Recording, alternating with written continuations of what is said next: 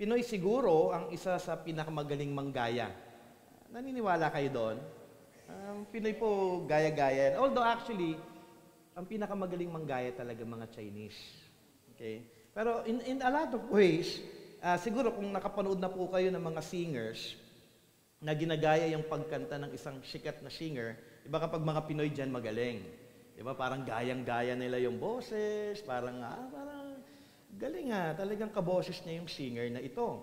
O kaya maging tayo, noong kabataan natin, may mga tao tayong sinusundan at natutuwa tayo pag nahambing tayo sa taong ito na parang pareho nga kayo. Diba? Tayo din minsan gaya-gaya eh. Sa basketball fans po, pag nag-shoot ng basketball, madalas maririnig mo, Kobe. Okay, makalibron po ako, pero normally when you hear people, mga basketball fan po kayo, Kobe. Kami ni James, pag may pinapasa ako sa kanyang towel, Kobe. So, kasi parang imitating. Parang ginagaya mo siya in some way. Siguro dahil magandang pakinggan, Kobe, kaysa Asuncion. Parang hindi kabilib-bilib. Parang diba? Parang baka magalit pa kayo sa akin. Okay? We followed someone siguro dahil may nakita tayo na maganda o bagay na na-impress tayo na ginagawa po ng taong ito. Maging mga pastors would say also, I was encouraged by this pastor or that pastor. Okay? Kaya yung influence niya ay ganoon. Okay? Ako din po, may influence po ako when I started my walk in faith, of faith, was siguro yung pastor po na pinakamalaking influence po sa akin nung nag-start po ako 2004, siguro 2000 and mga ganon time, kasi doon na po ako nahilig magbasa talaga, was James Montgomery Boyce and Martin Lloyd-Jones. Lahat po ng book niyan, binibili ko, binabasa ko, at yun yung, alam mo yun, may collection ako ng, dati may library ako, collection ko yun. And siya talaga yung aking parang basihan. Kaya nga pangalan ng anak ko is James Martin. Okay? Martin with a Y. Kasi tinanong ako ni Pastor Bob, ano bang pangalan ng anak mo nung i-dedicate niya? Sabi ko, James Martin po. Martin with a Y? Yes po. Okay? Kasi Martin Lloyd-Jones. Okay? Dahil ako po ay influenced ng kanilang theology at maging nung klase ng kanilang pagtuturo. Pinangarap ko pa nga before, nung pinanganak si James, na sana maging doktor at maging pastor, katulad ni Martin Lloyd-Jones. Kasi Dr. Martin Lloyd-Jones po siya.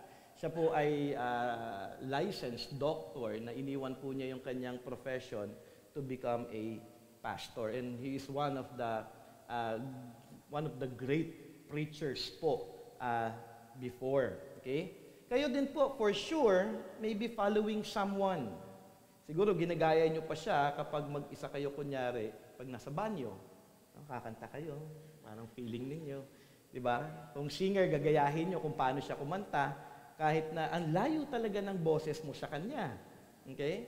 Kasi, kunyari daw, lalaki ka, tapos favorite mo palang singer, babae.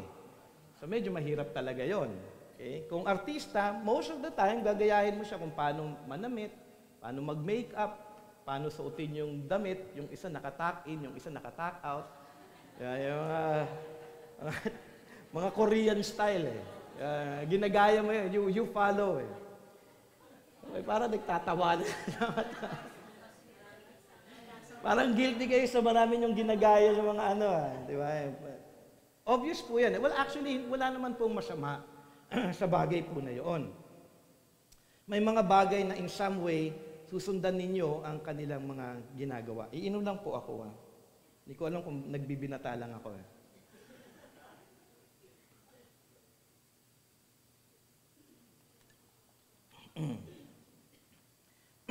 Pero ngayong Christian na kayo, kung Christian na talaga kayo, sino ngayon ang inyong sinusundang halimbawa? Kasi mahalaga po yan eh. As a Christian, dapat may sinusundan po tayo. Okay? We have started our study in Hebrews chapter 12 late last year. Yung muli po nating pag-aaral was December 1st Sunday. At naaral natin that time yung verse 1. At sabi po sa verse 1, therefore, since we are surrounded by so great a cloud of witnesses, let us also lay aside every weight and sin which clings so closely, and let us run with endurance the race that is set before us. Okay?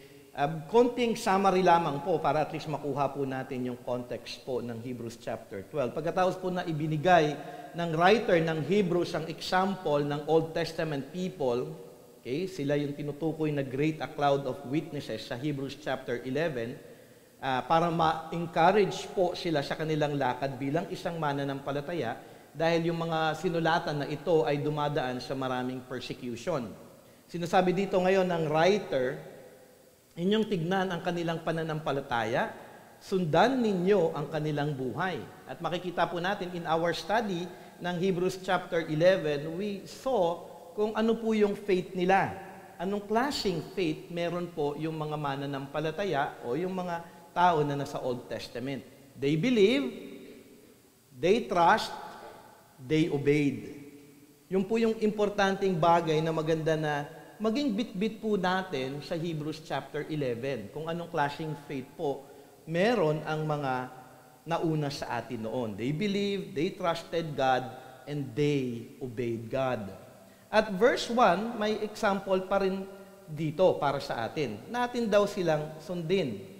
Pero paano? Paano natin susundin yung example na ibinigay sa Hebrews chapter 11? Okay? I gave the outline before, later on titignan po natin ito. Pero madali po nating maintindihan ito at sundan. Una, yung kanyang paalala o yung calling nung writer sa kanya is, let us lay aside sin.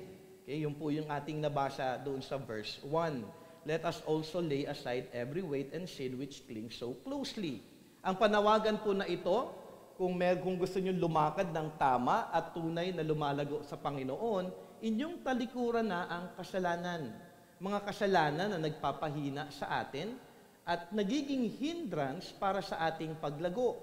Mga bisyo, pananalita na hindi mabuti, pag-iisip na madumi at hindi mabuti, mga ugali na hindi ayon sa karakter ni Jesus. O anumang kasalanan na ito ay dapat daw ninyong talikuran. Mahalaga po yung panawagan na ito. Gusto nyo lumago? Then turn away from sin. Okay? Atin talikuran ito, let us lay aside sin. Pangalawa na panawagan po ng writer is let us run with endurance. Mahirap ang buhay ng isang mananampalataya kung atin titignan, pero ang panawagan po dito sa let us run is that we are to make an effort to advance spiritually. Yun yung run with endurance. Make an effort. Gumawa ka ng paraan na ikaw ay lumago spiritually. We make ways for us to grow in the truth. Kasi ang makakapagpabago lamang po talaga sa ating buhay ay ang salita ng Diyos. Gawan niyo po ng paraan ito. By reading, studying, meditating, applying the truth in our lives. We fellowship. Importante po ang fellowship, being part of the church. Gathering together in the local church. We are to worship together, hearing the message and serving one another and doing one anothering in the body of Christ. So gumawa po tayo ng kaparaanan to advance ourselves spiritually. You are to submit to your pastors and leaders. Okay? You are to make yourself accountable to your self-servants. You are to rebuke kung meron man nagkakasala. You are to correct one another for the good and growth of our brothers and sisters in Christ. O, tumanggap tayo ng rebuke, ng correction para sa ating paglago. We are to endure hardships, sufferings, persecutions. We keep on going despite of all that, but maintaining our course to follow and glorify God in our lives. Mahalaga po na makita natin, are you advancing? Are you making ways ba talaga na tunay kayo na growing in Christ-likeness? Na kumbaga pag nakita ang inyong pamumuhay ay tunay na, oh praise God, napakabuti niya. Oh praise God, yung lahat ng kanyang pagsasalita patungkol sa katotohanan ng salita ay tunay na nakikita sa buhay niya. Kasi we are saved not just for us not to go to hell, but we are saved to be like Christ. So while we live here on earth, we are to grow in Christ-likeness. We are to grow in righteousness. We are to grow in holiness. We daily apply yung ginawa po na na paalala sa atin in Hebrews 12, believe, trust, obey. Obey. Obedience is one of the evidence of our faith. Hindi ko kasi natin pwedeng i-detach yung life at yung faith natin. If you have faith, it must be seen in our lives. So, we studied two important applications last year. Let us lay aside sin and let us run with endurance. Let us together as a church, di ba, advance our spiritual walk. Okay? Let us now go back to our passage in Hebrews 12, verse 2. Pero basahin ko na lamang po muli up to verse 3. Okay? Hanapin ko lamang dito dahil yung aking notes ay kulang po ng isang verse. Hebrews chapter 12, verses 1 to 3. Therefore, since we are surrounded by so great a cloud of witnesses, let us also lay aside every weight and sin which clings so closely, and let us run with endurance the race that is set before us, looking to Jesus, the founder and perfecter of our faith, who for the joy that was set before him endured the cross, despising the shame, and is seated at the right hand of the throne of God. Consider him who endured from sinners such hostility against himself, so that you may not grow weary or faint-hearted. Okay? So ito po yung outline natin. Let us lay aside sin. Let us run with endurance. Let us look at Jesus. Okay? In NASB at sa LSB o Legacy Standard Bible, ang pagkaka-phrase po doon ay fixing our eyes on Jesus. Yung salita pong looking in Greek, in Lunida as it is defined, sabi po doon, to keep thinking about, without having one's attention distracted, to think about, to fix one's attention on. Okay? So, ibig sabihin, dapat we are to look at Him, at Jesus Christ. Nakafix lamang yung thoughts natin sa Kanya, na hindi tayo nadidistract. Diba? Parang kunyari, yung dito, yung ginagawang metaphor po kasi dito yung panawagan is to run. When you run, in order for you to win, isa pong technique is to look straight. You don't run. 'Di ba? Para ka mananalo noon, 'di ba? O kaya run ka, 'di ba? Nakayuko. Hindi mo ma-reach mo, pero baka madapa ka, distracted ka eh.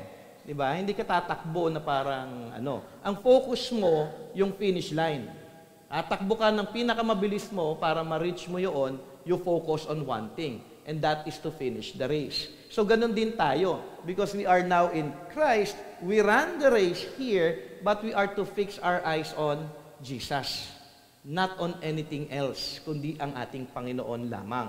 Okay? We are to look at Jesus always. Pero hindi ibig sabihin nito, nakatining ka lang kay Jesus, then inactive ka. Okay? Ang panawagan ay ating patuloy na tignan ang example na ginawa ni Jesus at ating sundan ang kanyang buhay. Okay? Tayo ay tinatawag po na tignan si Jesus katulad ng panawagan sa verse 1 na mayroong great cloud of witnesses, meaning may mga halimbawa na noon na inyong tignan sila, kaya po binigay yung Hebrews 12, yung great hall of faith. Okay? Tignan mo sila. Tignan mo yung pananampalataya nila. They believe, they trust, they obeyed. Okay? Pero mas bigyan mo ngayong tuon si Jesus. Tignan mo yung kanyang example. Ang problem sa simula pa lamang ng verse 2, maraming Christian, actually, kung saan-saan nakatingin. Kaya hindi po sila lumalago. Bakit si Edo, ganito din namang ginagawa niya. Bakit si ito hindi nag-serve? Bakit ako mag-serve? Siya, hindi nga siya nag-serve. Ito nga, ang katabi ko, natutulog. Matutulog na rin ako. Diba? Alam mo yun, parang you are so distracted with a lot of things in which it will not help you to grow. Tingnan mo lang si Christ. Diba? In reality, as a pastor, if I'm going to look at you, I will be distracted. In truth. Diba? Dahil ang hirap po maging pastor. Para kayong lahat mga anak ko eh. At lahat kayo disobedient. Di ba? And that's true eh. Di ba? If I will look at you, Lord, di ba parang si Moses? Di ba? Si Moses nga, million pa yun. Ako, parang sa loob ko, ba't ako magreklamo? Si Moses, million. Pero I don't look at you. Alam ko yung sitwasyon ninyong lahat, but I focus on Christ. So that I will not be distracted, so that I can continue my walk in righteousness. Okay? Mahalaga po na makita at maintindihan po natin yun. The problem with many Christians, kung saan-saan po nakatingin. Nakatingin sila sa pananaw ng mga mundo, pananaw ng ibang tao na hindi naman ayon sa salita ng Panginoon. Ideologies, example ng iba, sila ganito, ganyan ang ginagawa nila. Okay?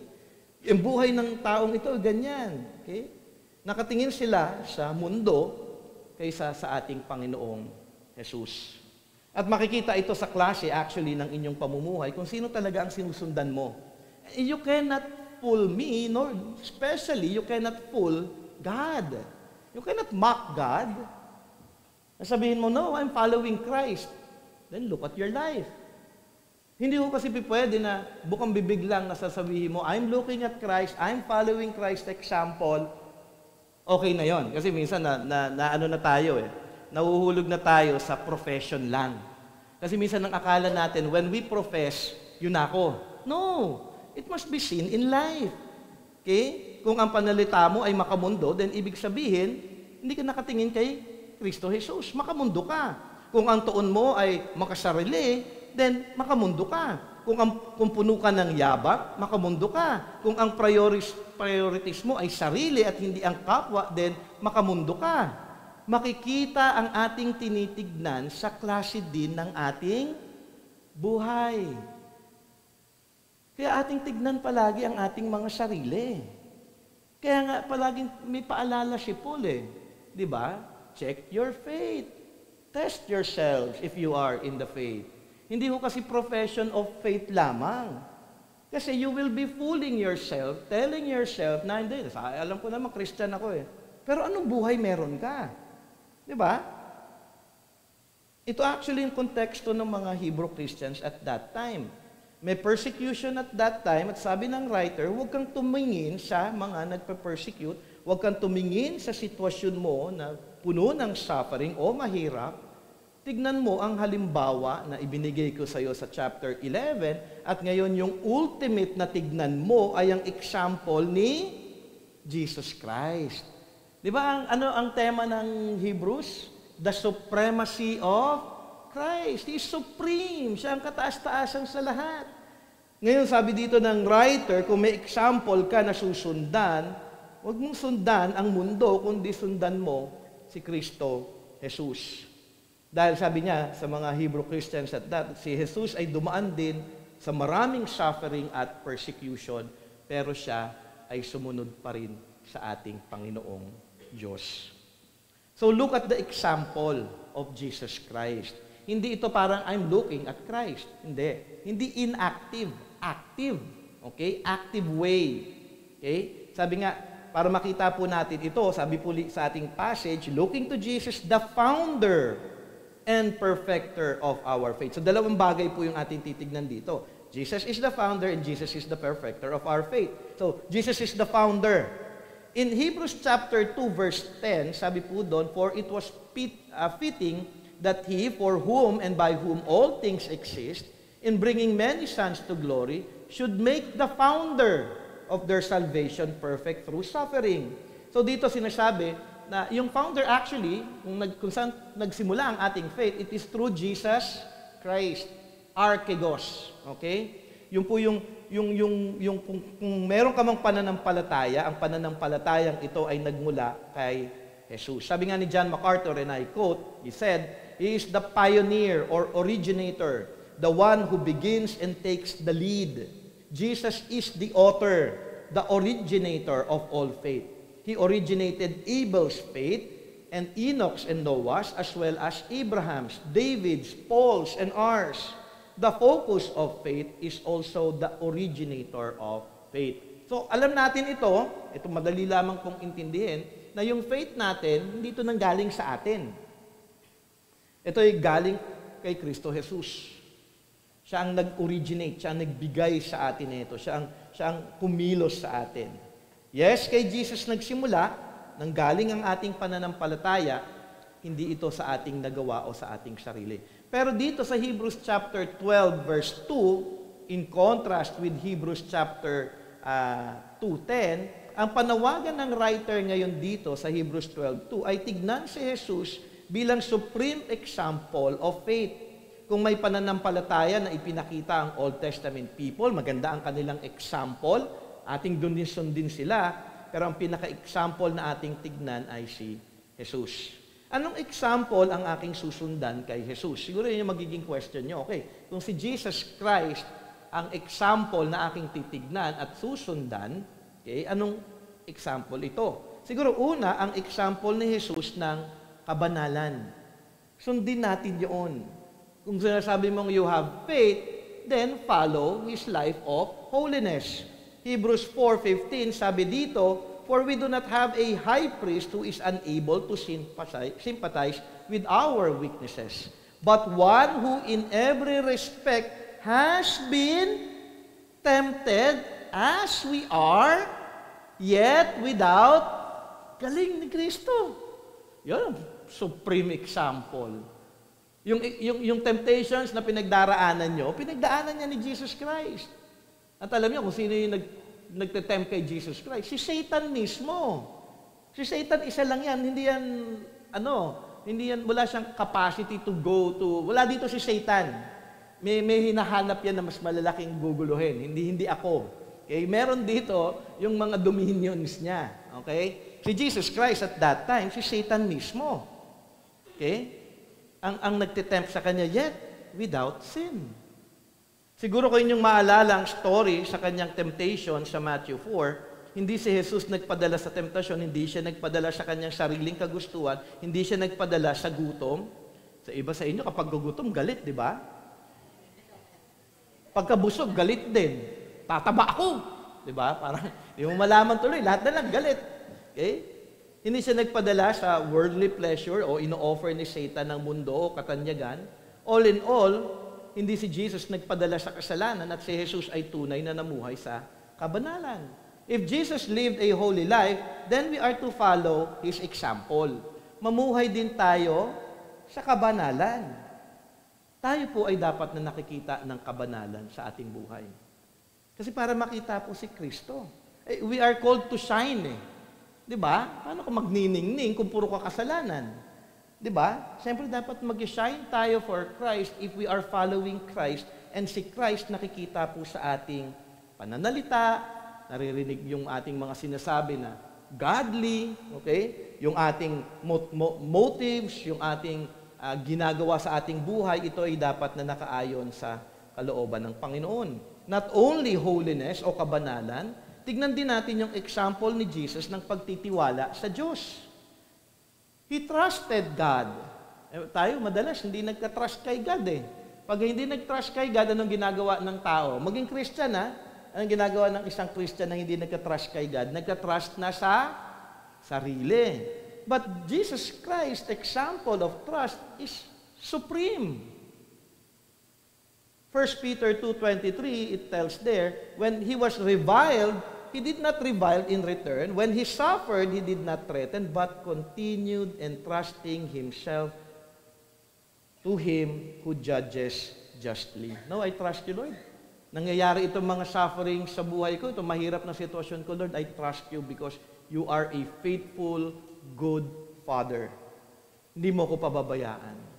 Hawak mo ang lahat. You are in sovereign control sa lahat ng bagay. Kaya ako magtitiwala lamang sa iyo. Kahit na ako ay dumaan sa marami pang pagsubok. Si Jesus, makikita po natin yun. Tayo bilang mga mananampalataya, we experience trials. Di ba? Lahat po tayo experience sufferings. But knowing that Christ was trusting God, ganoon din po tayo. Magtiwala lamang po tayo kay Kristo. Yun po yung pagsunod doon sa example ni Jesus. Another example is ang example ni Jesus ng pagsunod sa kalooban ng Diyos. John 5:30, sabi po doon, I can do nothing on my own. As I hear, I judge, and my judgment is just because I seek not my own will, but the will of Him who sent me. But Ang problem po ng Christian, ano yung madalas na sinusunod? Will natin, rather than the will of God. So, dito sinasabi ng writer sa ating lahat ngayon, sa ating panahon, supreme example si Jesus Christ. Si Christ, He followed the will of God, then you follow His example. Obedience to God. Ito ang naging buhay ng ating Panginoon at tagapagligtas na si Kristo Jesus. At ang buhay na obedience ni Jesus ay mula pagkabata pa. Gusto ko mabigyan ito ng oras. Short lang po ito. Siguro kung inyong maalala yung story ng bata pa si Jesus in Luke chapter 2. Okay? Jesus was about 12 years old. Siguro magandang lesson ito for the youth. And He was teaching in the synagogue. 12 years old, He was teaching. Hinanap siya ng nanay niya, naiwan pala siya, and then nung bumalik yung nanay at tatay niya, nakita niya na Jesus Christ was teaching. Okay? At hinanap siya. Nung nakita siya in Luke 2, 48 to 52, when his parents saw him, they were astonished. His mother said to him, "Son, why have you treated us like this? Your father and I have been anxiously searching for you." "Why were you searching for me?" Sabi ni Jesus Christ, he asked. "Didn't you know I had to be in my father's house?" But they did not understand what He was saying to them. It was not yet time for Jesus to teach. Okay? Then He went down to Nazareth with them and was obedient to them. Mga yuta, hindi pwedeng yung mga adults lang dapat yan. No. Jesus was 12. He lived a life of obedience. Anong ginawa ni Jesus Christ during 13 years old up to 30 years old? Siyempre, hindi na nabanggit sa scripture kung ano yun. Pero ito yung sinasabi dito. Namuhay siya for all those years, obedience. Obedience to God. Obedience sa kanyang parent. Okay? Sabi nga sa verse 52, at anong ginawa pa ni Jesus Christ at that time? Jesus grew in wisdom and stature and in favor with God and men. Ito yung dapat na ikinalalago ng mga kabataan ngayon. Itinuturo dapat natin ito sa ating mga anak kung meron kayong mga anak. Mahalaga po yun na binibigyan po natin ng oras ang ating mga anak na sila ay tunay na lumago sa salita ng Panginoon. You teach them obedience. When they do this obedience, you correct them. Hindi pa pala parenting ngayon, ano? Next Sunday pa yon. Pero example po ito for us to follow eh. You are to mature them. You help them to grow in wisdom, in stature. Okay? Bahagi po yun ng pagiging isang kabataan. He lived a life of obedience ang ating Panginoon. May mga nakausap nga ako last Sunday, nung kami ay nag-celebrate ng birthday ni Colleen. 18 po pa lang, di ba? Gusto niyang tawagin siyang 18 years old pa lang. 30 na po yan. Na-joke lang. I share that the Christian life, in some ways, in reality, in some ways po, easy talaga ang Christianity. Ang problem lang talaga nating Christian ay matigas ang ulo natin. Kasi everything was given to us by God, yung godliness and everything that we need was already given in Christ. But the problem is, tayo pong mga Kristiyano ay matigas ang ulo.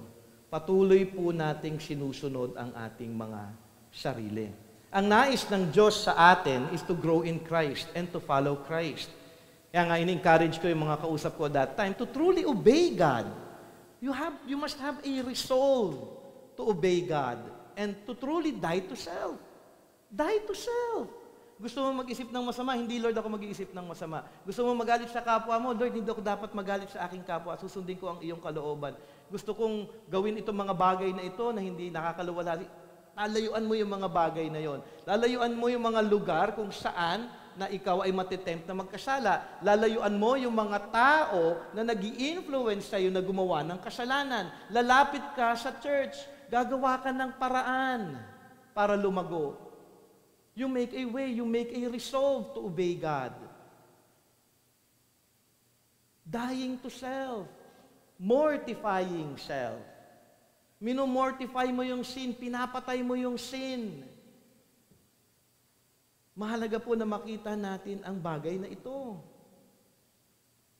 Na tayo po ay tunay na sumusunod sa kalooban ng Diyos. Ito ang gusto ni God, ito ang aking gagawin. Di ba ang ganda ng preaching ni Pastor Denny last Sunday? Sana naalala niyo yun, ano?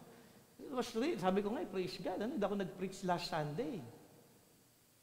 I was really thankful hearing his preaching and you all here hearing that preaching. Ephesians 5:15-17, sabi nga, look carefully then how you walk, not as unwise, but as wise, making the best use of the time, because the days are evil. Therefore, do not be foolish, but understand what the will of the Lord is. Know the will of God. How can you know the will of God? By watching things sa YouTube, sa Netflix, sa Disney Plus? No! Reading the Bible. Bible lang. Basahin mo ang salita ng Panginoon, malalaman mo yung kanyang will, and then obey God. While you're reading, understand it, ask God's grace, Lord, help me to apply these things. When you read the Bible and it rebukes you and it corrects you, then confess, repent of your sins, and then obey God. You follow God. Ito po yung panawagan nating lahat eh. Let us walk wisely. But most of the time, we walk foolishly. Di ba? And we have to make a resolve. I will not walk anymore in a foolish way. Kung di ako ay tunay na susunod sa will lamang ng aking Panginoon. Our goal is to glorify God and enjoy Him forever. And that is to do His will. Obedience, submission, dependence, and trust sa ating Panginoong Diyos. Yun yung kanyang panawagan sa ating lahat, mga mananampalataya. Actually, marami pong example that we are to follow Christ's example.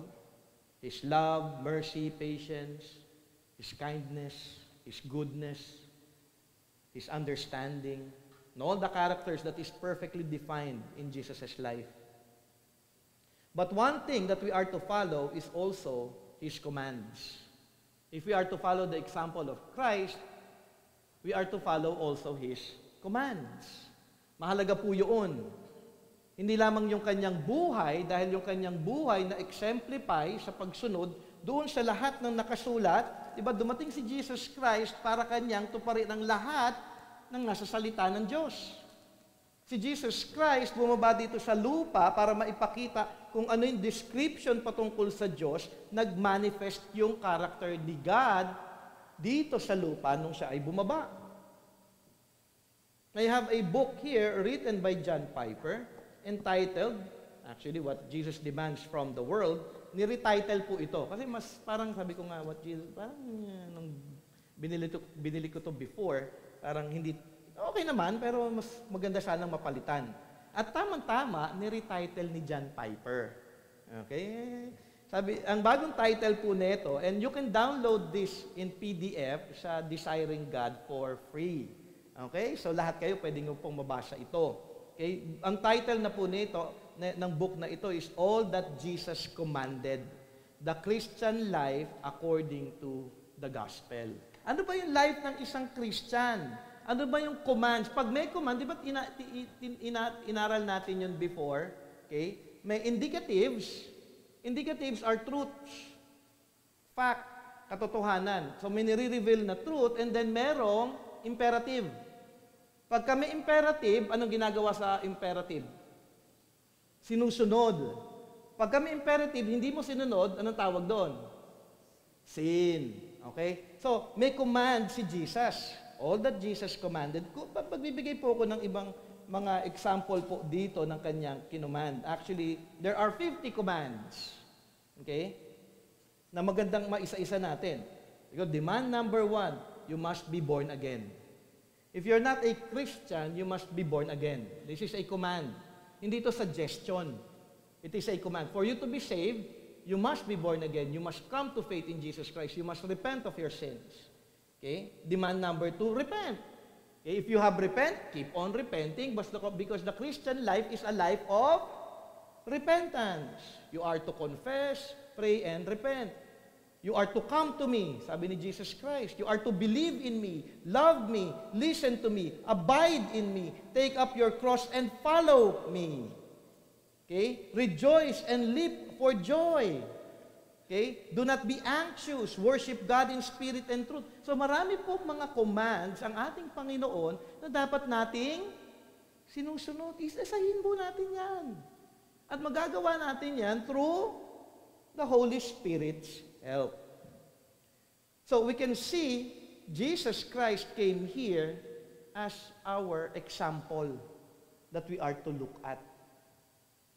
Kaya nga sabi ni John MacArthur, Jesus Christ is the preeminent example of faith.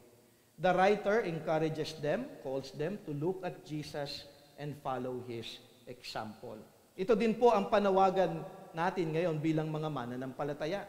Ating tignan ng example ng buhay ni Jesus at ating sundin ito. Kaya nga ang isang nagsasabi na Christian siya ay isang disciple. Okay? Ang isang disciple, ano ibig sabihin ng isang disciple? Inaral natin yun, di ba? Siya ay follower. So you follow Christ. You follow Him. You follow His example. You follow His life. Ikaw nga ba ngayon ay tunay na namumuhay na sumusunod kay Jesus? Iyo itong ipagpatuloy sa biyaya ng Diyos at ikaw ay tunay din nalalago sa wangis ng ating Panginoong Jesus. Anumang pagsubok o sitwasyon sa iyong pagsunod sa Kanya, iyo itong malalagpasan na nakaayon sa kalooban niya ng may kagalakan sa iyong puso. Okay? Let us look now the next phrase. Jesus is the perfecter of faith. So, kung siya ang una nating kaninang tinignan na ang ating Panginoon daw ay founder, example na dapat nating sundin, Jesus is the perfecter. Siyempre, ang katanungan ng maraming Christian, paano ko magagawa na sundan ang example ni Jesus Christ? Hindi ito ayon sa inyong kalakasan. Kung hindi ayon ito kay Kristo Jesus. Okay? When I was new in faith, I was actually growing pa lamang at that time in the truth of God's Word. Meron pong prayer time kasi before, bata pa ako nun. Siguro 26. Okay? Sa Higher-Up, bago po mag-start yung Sunday service, which binalik po nila ito, they call it now Koinonia. May nakausap po akong isang kapatiran at that time. At nag-struggle siya kung paano siya magpapatuloy sa buhay ng isang Christian. Actually, cellmate ko siya sa Makati. Sabi niya sa akin, parang ang hirap daw kasi. Sabi ko, kung magdidepende tayo sa ating mga sarili, sa ating kakayanan, hindi po natin talaga magagawa na masunod ang ating Panginoon. It is only by grace. Then by that time, and I was so thankful, hindi ko nga maalala, I was trying to remember, hindi ko maalala kung naalala ko na sinabi ko ba yung Philippians 1:6 o hindi. Parang ngayon naalala ko na hindi ko siya naalala. Pero, ang point dito, in-encourage ko siya with that verse, not even sharing yung passage. Sabi ko, di ba po, brother, may pangako ang Panginoon, which I also hold at that time, na He who began a good work in you will bring it to completion at the day of Jesus Christ. And that's a comfort. And that was my comfort nung bago akong Christian. Kasi when I was new in the faith, there was a lot of struggle. Hindi ko sinasabing wala na akong struggle ngayon. Pero matindi yung struggle mo noon. Kasi sabi nga sabi ni Andrew Rogers, a new believer is like an unbeliever. Tama ba? Nakuha niyo yun? Naalala niyo yung mga umattend ng conference? A new believer is like an unbeliever. Kasi binabago pa lang siya ni God. Marami siyang hindi pa alam. Kaya nga we are being sanctified. Unti-unti po dapat tayong lumalago. Unti-unti po tayong lumalago pa sa katotohanan ng salita ng Panginoon. And we are being sustained by God through His Word. Binabago po tayo ng salita ng Panginoon. And He who began a good work in you will bring it to completion. Are you struggling in sin? He will help us He will bring it to completion. Do you believe in that promise? Siyempre, sasabihin nyo, oo. Pero ang katanungan, isinasabuhay ba ninyo ang pangakong ito? The problem of many Christians, oo ng oo sa lahat ng katotohanan. But the problem is, hindi naman talaga isinasabuhay. You are to look at yourself. You just don't say yes to the truth of God's Word and then hindi mo talaga isinasabuhay. Just be honest. Because that is lying. Kaya hindi nag-grow maraming Christian eh. Oo lang ng oo sa Word ni God, hindi naman ina-apply, lying, edi may consequence. Then be true to yourselves. Hindi ko nagagawa, Lord, tulungan mo ako. Baawaan mo ako. Gusto ko talaga eh. Just be honest. Hindi tayo kailangan magpagalingan dito sa church. Because we are all sinners. We are all saved by grace. Hindi ho tayo dito, alam mo yun, yung payabangan kung sino yung pinakamaraming alam at sino yung pinakamagaling. We are being conformed in Christ. Lahat tayo binabago pa rin ng Panginoon. Mahalaga po na makita po natin ang katotohanan ito. Pero I want to encourage you that the perfecter of our faith is Jesus Christ.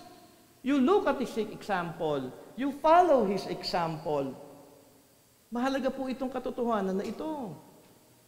You ask yourself, araw-araw nga ba ako na tunay na lumalago kay Jesus? Hindi dahil sa aking kakayanan, hindi sa aking sarili, kundi sa tulong ng aking Panginoon. Dahil ako ay isa na sa Kanya, ako ay napatawad na, dahil ako ay anak na ng Diyos, dahil ito lahat kay Jesus. Kaya ngayon, ang pagtugon ko sa lahat ng katotohanan na ito ay pagsunod lamang sa Kanya. I will follow you.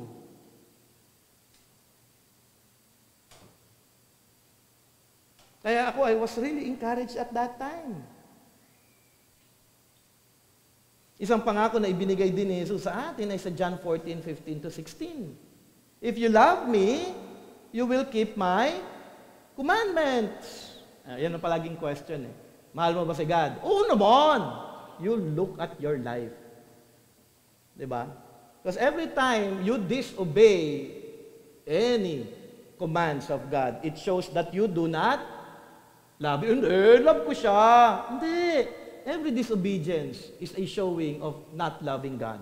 Kasi, kukontrahin ba natin to? If you love me, you will keep my commandments. You will follow me. And I will ask the Father and He will give you another. Ito yung napaka-importante nito eh. Hindi tayo iniwan ni Jesus Christ. Kailangan niyang bumalik para maghari, pero may ipapadala siya because He will not leave us as orphans. Ang galing ni Jesus Christ eh. Kaya siya perfecter of our faith. Gumawa siya ng paraan, ipadala ang banal na Espiritu para sa ating lahat. To be with you forever. Ibig sabihin, as a Christian, the Holy Spirit is in us. Hindi siya nawawala. Ngayon, the Holy Spirit, nagiging inactive siya kung ikaw patuloy ka na nagkakasala. You grieve the Holy Spirit. Okay? Then in John 14:21, dagdag ni Jesus, whoever has my commandments and keeps them, he it is who loves me. Ang galing, ano? Paulit-ulit dito eh. Kasi pag pinulit-ulit, importante. And he who loves me will be loved by my Father, and I will love him and manifest myself to him. Alam mo yung ibig sabihin ng manifest myself to him? I will show myself at yung taong ito lalago pa sa akin. Ang ganda eh. If I will obey, I will be more like Christ through the help of the Holy Spirit, through the grace of God that He gives me abundantly. Verse 23-26, Jesus answered him, if anyone loves me, he will keep my word, and my Father will love him, and he will come to him and make our home with him. Whoever does not love me does not keep my words. And the word that you hear is not mine, but the Father's who sent me. These things I have spoken to you while I am still with you. Yung verse 26 po ay napaka-importante. But the Helper, the Holy Spirit, whom the Father will send in my name, He will teach you all things and bring you to remembrance all that I have said to you. So Jesus fulfills His promise to us by giving us the Holy Spirit to teach us how we are to live. Bago dumating yung, pagka meron temptation, nandyan palagi ang Holy Spirit. Tutulungan ka niya na, huwag mong gawin yan. Do you experience that? Yun yung dapat. Kunyari daw, nandyan, natatempt ka na mag-isip ng hindi tama. Andyan yung Holy Spirit, that is not right. Natitempt ka na hindi mahalin yung iyong asawa. Natitempt ka na hindi disiplinahin ng iyong anak. Natitempt ka na gumawa ng mga bagay na hindi karapat-dapat. Natitempt ka na maging late sa trabaho. Natitempt ka na maging tamad sa mga assignments mo. If you are a Christian, the Holy Spirit will teach you that is not right. Kaya may conviction. Kaya palagi kang isang Christian, yun yung benefit na itong pagiging isang Christian eh. There is a Holy Spirit who teaches us the truth and who will enable us to obey Him. Okay? Mahalaga po na makita po natin ito. He will remind us of the truth so that we may be able to obey Him. As the Hebrew Christian live their lives, ang panawagan sa kanila ay tumingin kay Jesus, sundan si Jesus, magtiwala kay Jesus, dahil kasama nila si Jesus palagi at tutuparin ni Jesus ang kanilang pangako sa kanila. Yun yung encouragement po dito ng writer para sa mga Hebrew Christians at that time, sa kanyang mga sinulatan. Kung tinupad ni Jesus ang lahat ng kalooban ng Diyos, ito ay tutuparan din ng ating Panginoong Jesus sa lahat ng mga mananampalataya. Dahil si Jesus ang perfecter ng ating faith. Let's go and move on, the joy. Magiging question dito, ngunit ano ang nag-udyo kay Jesus na bumaba dito sa lupa at pagdaanan ng lahat ng suffering, persecution na kanyang pinagdaanan? Ano yung goal niya? Bakit ito nangyari kay Jesus? Bakit kailangan niyang pagdaanan ng lahat ng ito? Panawagan ng writer, kasi nga in context dito, tumingin kayo sa example ni Jesus dahil siya din ang siyang tutulong sa inyo na magawa ang kanyang kalooban at ngayon tignan niyo ang kanyang tuon habang kanyang ginagawa ang lahat ng kanyang pagsunod sa kalooban ng Diyos. Ang tuon ni Jesus, joy. Ang joy na nag-aantay sa kanya sa katapusan ng kanyang pagtupad sa lahat ng itinakda ng Diyos para sa kanya. So, the joy set before Him. So, nagplano ang Trinity, God the Father, God the Son, God the Holy Spirit, from the beginning of everything, from ages past, and you will have that joy when you do these things. Nakaset na yan. At yung joy ni Jesus Christ, yun yung kanyang tuon. Ang ginamit nga na word ni John MacArthur ay yung phrase na joy of exaltation. Kasi He will be exalted if He will perfectly obey God. And if He will, okay, kanyang gagawin yung salvation para sa atin. John 17:4-5, sabi dito, I glorified you on earth. So, ibig sabihin, namuhay si Jesus Christ on earth by giving glory to God. Having accomplished the work that you gave me to do. Na-accomplish ko ang lahat ng yan. I did everything, your will. Okay? And now, ito yung kanyang prayer sa verse 5. And now, Father, glorify me in your presence with the glory that I had with you before the world existed. Nagawa ko na ang lahat. I'm excited to do all of those things for your glory dahil in the end of it, babalik naman ako sa iyo and I will be exalted. Ito ang tinitignan lamang ni Jesus noong siya ay bumaba sa lupa. Ang magawa, ma-accomplish ang kalooban ng Diyos Ama, ang mag-glorify ang ating Diyos Ama. At sa ulit ito, kanyang matatanggap muli ang glory na ito na sa kanya naman talaga noon pa man.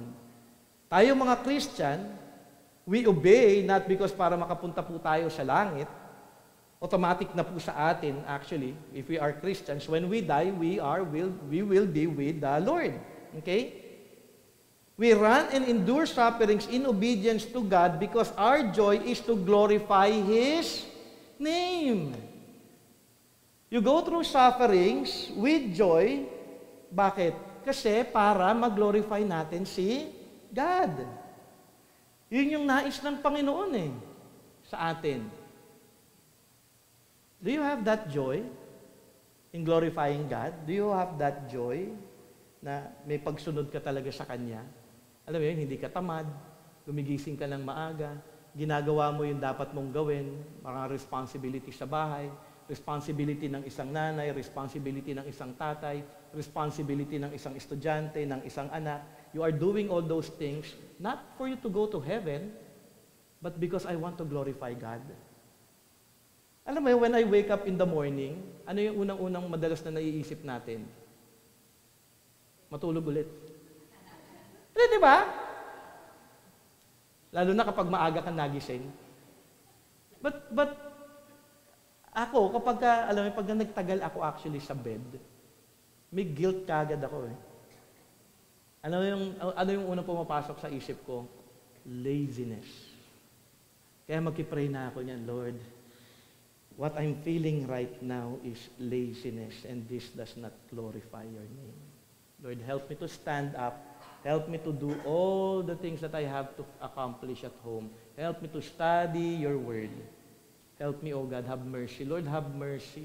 Because I want to follow you.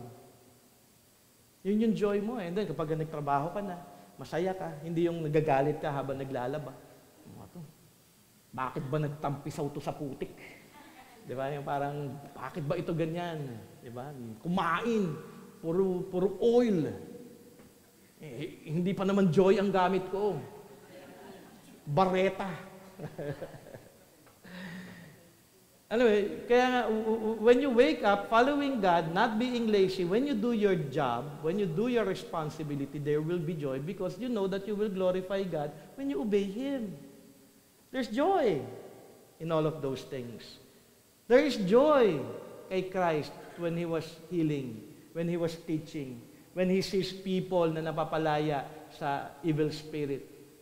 Diba? There's joy, but His main joy is that joy of exaltation at the end. We run and endure suffering in obedience to God because our joy is to glorify His name. Tanong ko lang, ano ang motive ninyo to obey God? Para sagutin yung panalangin ninyo? Tagal ko na kasi Lord pinag-pray ito And maraming motives Ang Christian, daming maling motives natin We do the will of God, dapat may kapalit. No, it should not be that way. Ano, para ma-promote kayo sa trabaho ninyo? Kayo maging may-ari na ng kumpanya? Di ba? Ubay kita God, para ako maging may-ari na. Para yung mga boss ko ngayon, pag-aari ko na silang lahat. Okay? Para makuha yung gusto ninyo, ano ang motive ng obedience ninyo? I-check po ninyo yon. Ang tuon dapat natin ay ang kagalakan na sundin ang Diyos at maluwalhati ang Kanyang pangalan. We do that every day. That is our goal. That is our target. That is yung kumbaga kung may checklist tayo sa bawat araw. Okay, paglalaba to glorify God. Check. Paglilinis ng bahay to glorify God. Check. Diba? Hindi pagiging late sa trabaho to glorify God. Check. Palagi dapat nandun yung glorify God. John MacArthur said, and I quote, "We run for the joy of exaltation, God's promises will be ours if we glorify Him on earth as His Son did. We glorify God by allowing His attributes to shine through us and by obeying His will in everything we do." Ganda ng paalala niya dito Nais natin na matanggap, actually, yung sinabi ni Jesus, Matthew 25 verse 21, ito yung inaantay ko When I die, ito yung gustong-gusto ko. Lord, sana marinig ko po ito. Well done, good and faithful servant. Because I'm a servant of God. I'm a follower of God. I am here to do His will. Not my will, not what I want, but what God's will is. Paalala ng writer sa Hebrew Christians, kung may suffering man kayo, pagdadaanan ninyo sa iyong buhay, kayo ay maging isa kay Paul.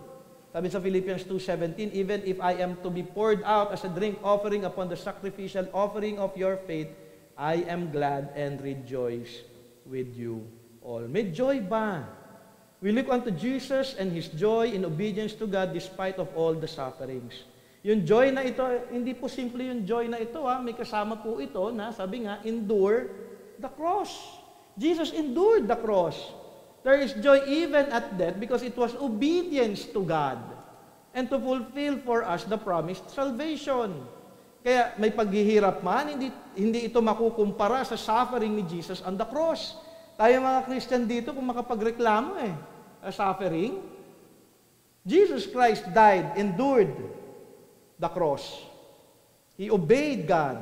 Pag tayo may suffering, disobedience na madalas ang kasunod. Hindi po dapat ganon. Pag may suffering, dapat may kasunod ito na pag-submit pa rin lalo kay God. We believe, we trust, and we continually obey. Because Jesus Christ obeyed. And He faced it all with trust and joy in obedience, di ba?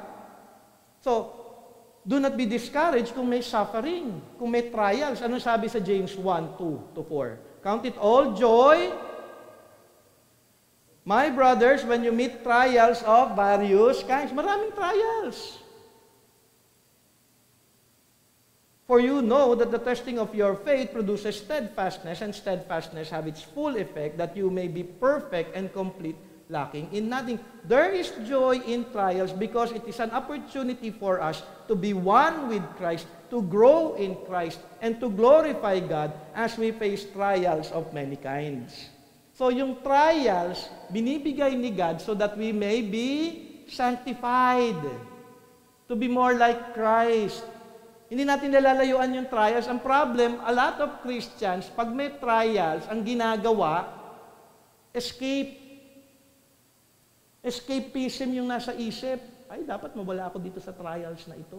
Ang hirap Hindi. Nilagay ka ni God sa trials na yan for you to be conformed in Christ. For you to believe, to trust, and obey. Hindi po ako nagtuturo dito. Ang Diyos, salita niya yan Kaya nga, pag may trials, Lord, opportunity for me to grow. Yun yung biblical thinking. Yun yung biblical mindset. Ang mundo, pag may trials, hindi maganda. Sa Christian life, ang trials maganda. Because, sabi nga, faith produces steadfastness, steadfastness full effect that you may be perfect and complete, lacking in nothing. Makukomplete ka in Christ. It's a calling for Christ-likeness. Diba? Kung may trials ngayon, nakasmile pa rin tayo. We have joy. Why? Because we have Jesus Christ. He's the perfecter of faith. He has given us the Holy Spirit so that we may be able to glorify God. So, palaging may joy. Not only that, Jesus despised the shame. May joy siya na nakaset. Kahit may shame yun, He despised it.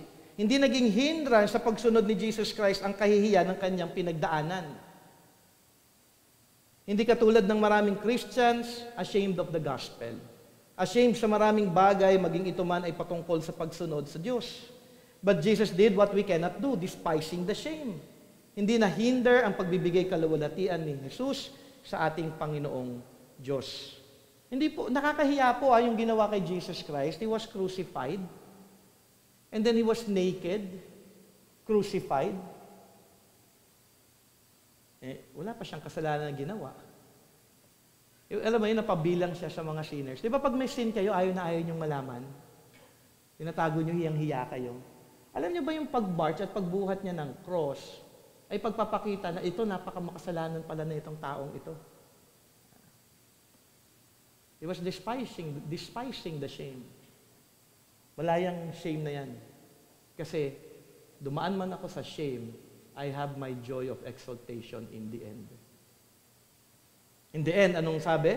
Jesus is seated at the right hand of the throne. Jesus was indeed rewarded of His submission to the Father's will. He is now seated at His right hand. That is the joy of exaltation. In application and summary, ito maganda po ito. Mahalaga na marinig po ninyo. What can we learn here? Paalala ng writer sa Hebrew Christians, maging sa atin ngayon, we fix our eyes on Jesus, the supreme example of faith.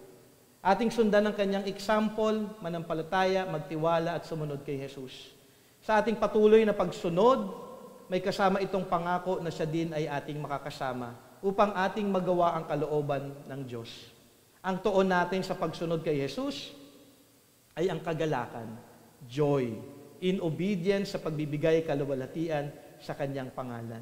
Ating ipagpatuloy ang ating pagsunod kay Jesus, may paghihirap man, may shame man ito na pagdaanan. Dahil alam natin na in the end, may reward tayo na matatanggap kay Jesus. There is a reward. May katapusan po yung trials, sufferings natin dito on earth. So we fix on Jesus dahil na pag nagawa niya na ang lahat, susundan ko lamang siya. At in the end, like Jesus Christ, we will also be glorified. Kaya nga, when we see Him, diba, we will be like Him. Yun po yung pangako sa atin ng Panginoon. Gusto niyo ba maging katulad ni Jesus? In the end, when we meet Him, we will be like Him. Malinaw po ba? Alam ng Diyos na hindi magiging madali ang buhay natin dito sa lupa habang ating inaantay ang araw ng ating makasama ang ating Panginoon. Kaya may paalala ang Diyos sa Hebrew Christians at maging sa atin. Pero hindi po natatapos dito. Introduction pa lang po ako. Sabi po sa verse 3, this is very short.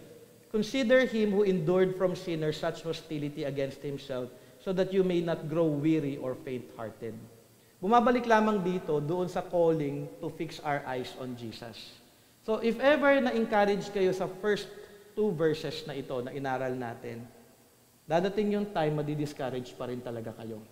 Paalala nung writer sa kanila, consider Him who endured from sinners such hostility against Himself, so that you may not grow weary or faint-hearted. The word consider in Greek, sabi po sa Laonida, is to think or reason with thoroughness and completeness. Bumalik ka kay Jesus Christ, isipin mo yung kanyang ginawa, isipin mo yung kanyang pinagdaanan, isipin mo yung kanyang buhay. If you feel weary, yung weary po is yung taong nadi-discouraged na o nagiging tired na. If you feel faint-hearted, you lose heart, and you are about to give up, what are you to do? Consider Christ. Balik ka kay Christ. So if you feel depressed, if you feel na parang hopeless, if you feel na parang about to give up in your walk with the Lord, consider Christ. Yun po yung mahalaga na makita natin. Hindi dapat po natin alisin ang ating mga mata kay Kristo Jesus. Dahil lahat ng ito ay napagwagian na niya, kaya magpatuloy lamang din tayo kay Jesus upang manumbalik ang iyong kagalakan sa pagsunod, kalakasan sa paglilingkod, mag-persevere sa panawagan ng Diyos para sa iyo. Ito ay mahalaga na paalala sa mga Hebrew Christians at that time, at ito din ay tunay na mahalaga para sa atin ngayon, na ating sundin ang example ni Jesus. So paano tayo haharap sa pagsubok? Paano tayo lalakad sa ating pananampalataya? Let us lay aside sin. Let us run with endurance. Let us look at Jesus Christ. Let us pray. Thank you, Lord God, for your word. Thank you, Lord God, for the clarity of your word.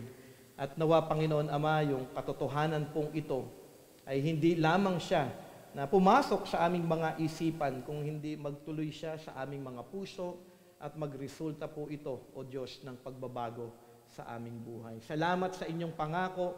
Salamat, Panginoon Ama, sa inyo pong pagpapaalala sa amin kung paano nga po ba dapat kami mamuhay bilang isang mananampalataya, upang kami nga ay tunay na magkaroon, Panginoon Ama, ng pagkakataon na maluwalhati ka sa aming buhay. So thank you for your word, and we pray, Lord God, na kayo po ang patuloy na magbe-bless sa bawat isa this coming week until we meet again, Lord God, next Sunday.